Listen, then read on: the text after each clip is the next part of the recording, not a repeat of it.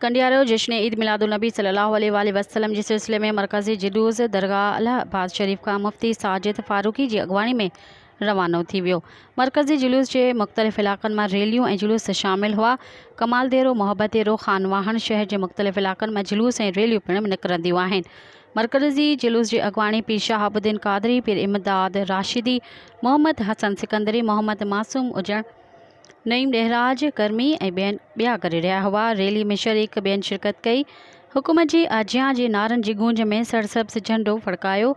जहिड़े त पुलिस पारां सिक्योरिटी जा सख़्त इंतज़ाम कया विया हुआ। मज़ीद ख़बरनि ऐं तफ़सीलात लाइ विज़िट कयो असांजी वेबसाइट www.awamiNewsHD.com ऐं ॾिसंदा रहो अवामी न्यूज़ HD।